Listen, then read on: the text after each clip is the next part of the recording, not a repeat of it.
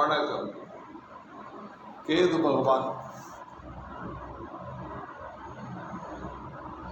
பகவான் ஒரு ஆண் கிரகமாக, பாவக்கிரகமாக அவர் செயல்பட்டு கொண்டிருப்பார். அவர் செந்நிறம் உடையவர். செந்நிறம் என்றால் காலையிலேயே சூரிய உதயத்திற்கு முன்பாக தெரிகின்ற அந்த நிறம்தான் செந்நிறம். அதைத்தான் குறித்து கொள்ளலாம். நாம் வடமேற்கு திசையை குறிப்பவர். இவர் தந்தை வழி பாட்டன், மதசாரம், சுயநலம், வெளிநாட்டு வாசம். ராகுகேதுகள் என்றால் அவருடைய திசைகளில் நடக்கின்ற பொழுது வெளிநாட்டில் இருப்பது மிகவும் சிறப்பு. நெருப்பினால் விபத்து, அரசு தண்டனை, சிறைப்படுதல், நீச்ச தொழில் செய்தல், குஷ்டரோகம், செல்வ பெருக்கு, ஈடுபேறு, புகழ், ஞானியாதல், சாமியாராதல், யோகி நிலையில் இருத்தல், சித்தராதல். கேதுகளுடைய திசைகள் நடக்கின்ற பொழுதுதான் ஒரு மனிதன் இந்த நிலையை அடைவான். பக்தனாக இருத்தல், பக்த நிலையும் போலி பக்தனாக இருக்கக்கூடிய வாய்ப்புகளும் இருக்கின்றன.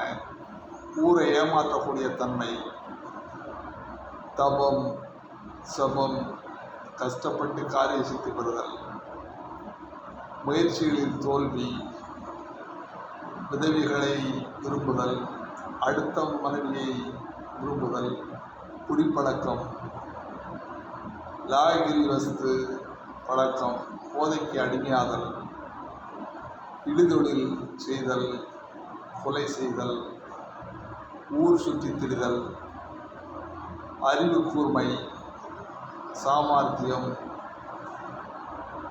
திடசித்தம், வைராக்கியம், செம்பாம்பு, விஷத்தினால் கண்டம், குஷ்டநோய் ஆகியவற்றிற்கு காரகத்தம் உடையவர் கேது பகவான். அன்பர்களே, நாம் தொடர்ந்து 9 கோள்களுடைய காரகத்துவங்களை நாம் காணொலியிலே வழங்கியிருக்கின்றோம். இந்த காணொலியில் வழங்கப்பட்ட ஒவ்வொரு கிரகத்தினுடைய காரகத்துவங்களை நாம் விளக்கியிருக்கின்றோம். அந்த அடிப்படையில் இந்த காரகத்துவங்களை நீங்கள் தெரிந்து கொள்ள வேண்டும் என்பதற்காகத்தான் ஒவ்வொரு சூரியன் முதல் கேது வரை அவருடைய காரகத்துவங்கள் என்ன, அவருடைய தன்மை என்ன என்பதை நாம் விளக்கியிருக்கின்றோம். நீங்கள் சூரியன் என்று எடுத்துக்கொண்டால் அந்த காணொலியிலேயே நீங்கள் சூரியனுடைய காரகத்துவம் என்ன என்பதை தெரிந்து கொள்ள வேண்டும் என்றால் நீங்கள் அந்த காணொலியை பார்த்து நீங்கள் தெரிந்து கொள்ளலாம். அவர் எதுக்கெல்லாம் காரகத்துவம் பெறுவார் என்பதை நீங்கள் தெரிந்து கொள்ள வேண்டும். அப்படி 9 கரங்களுடைய காரகத்துவங்களையும் இங்கே நாம் விளக்கியிருக்கின்றோம். இதை நீங்கள் தெரிந்து அறிந்து பயன்பெறுமாறு உங்களை அன்போடு கேட்டுக்கொள்கிறேன். வாழ்க வளமுடன்.